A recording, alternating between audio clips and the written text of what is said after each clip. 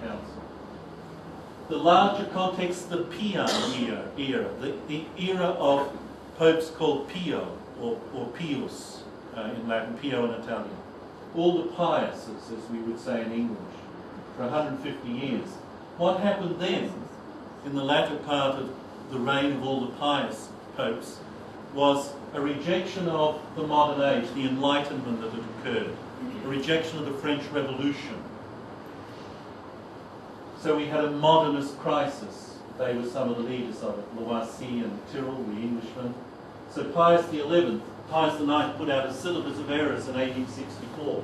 One of the errors that was condemned, and this is always the one they quote, so I put it up for you. This is an error to say that the Roman pontiff can and ought to reconcile himself and come to terms with progress, liberalism and modern civilization.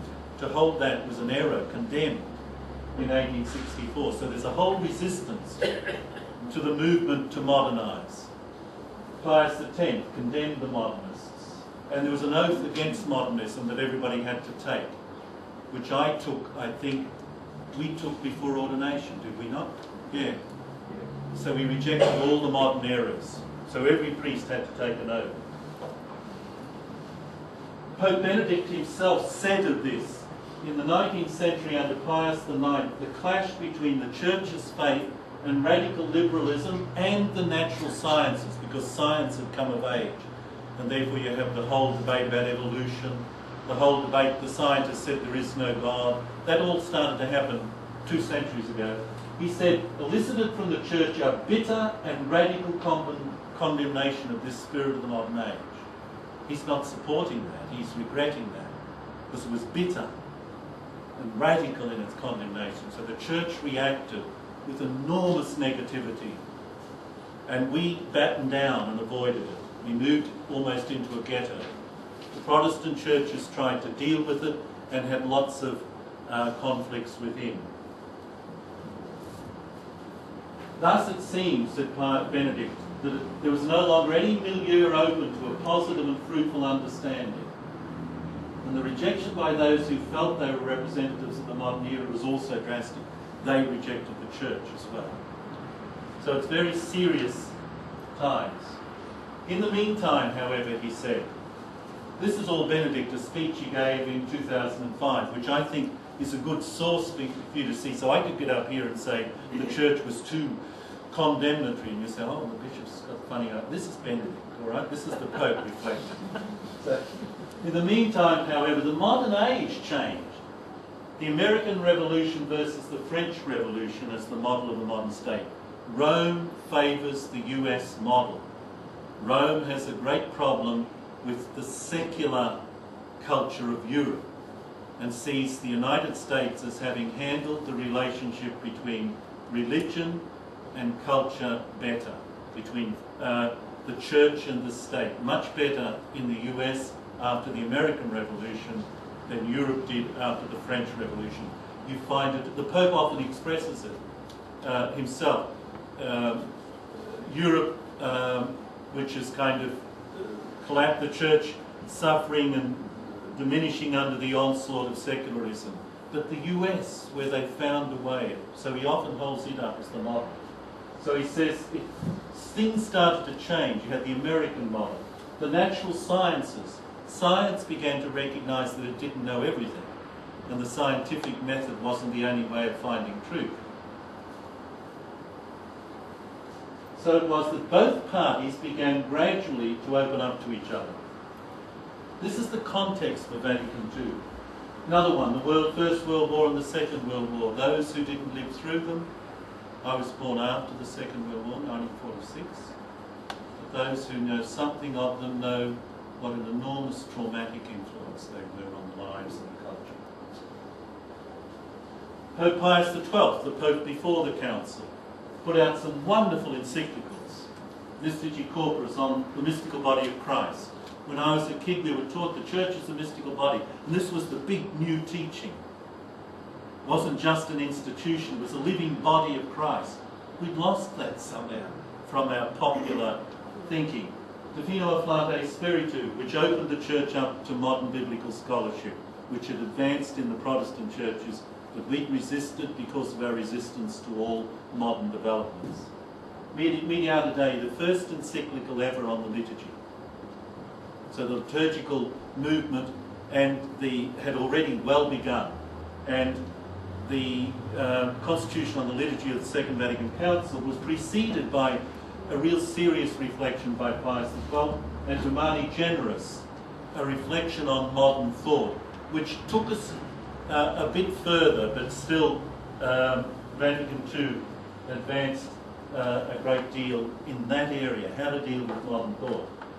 The secular context, for those who are alive, you'll remember all of these things. Fidel Castro became Premier of Cuba, and he stepped down last year, didn't he? And his brother Raul is now Premier. The US spy plane shot down over Russia. Remember Gary Powers, wasn't it? Belgian Congo. Countries are now in Africa getting independence. Belgian Congo got independence. John F. Kennedy, the first Catholic president of the United States. First women ordained Swedish Lutheran Church. And the American Heart Association starts to say smoking can kill you.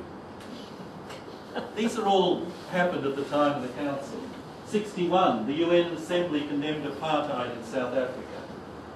The US tried to invade Cuba, the unsuccessful Bay of Pigs invasion. Berlin Wall went up, separate East-West Berlin. Dag Hammarskjöld, Secretary General of the United Nations, killed in an air crash. Adolf Eichmann found guilty after the Nazi war crimes. Yuri Gagarin, USSR, Russian, orbits the Earth. Cuban Missile Crisis. 2 more African countries gained independence. Civil rights demonstrations then in the US. The arrest of Martin Luther King, who was eventually assassinated. 3,000 troops called out by President Kennedy to put down the demonstrations. 200,000 freedom marches marched on Washington. This is for rights for the African Americans. Nuclear test ban treaty signed. President Kennedy assassinated. US destroyer attacked off the coast of North Vietnam. The Vietnam War is about to begin. US aircraft attacks North Vietnamese bases. Race riots across the United States. UN peace force in Cyprus still there. Yasser Arafat takes over as the leader of Al-Fatah in Palestine. Pope Paul addresses the UN Assembly in New York. Big moment. Racial violence. Martin Luther King, 4,000 people march in Selma. Student demonstrations in Washington against the bombing of North Vietnam. Then, so that's your background. They're turbulent times, the 60s. Anyone who lived through them knows that that was a decade of enormous turbulence. The world was changing. Then the Pope announced a council. He announced it at a Christian Unity service, or after it, at St. Paul's outside the walls. 2 earlier popes had considered it, but done nothing about it. Pope John XXIII went ahead. He named its goals to promote the enlightenment, edification, and joy of the entire Christian people, and to extend a cordial invitation to the faithful of the separated churches to participate with us in this feast of grace and brotherhood.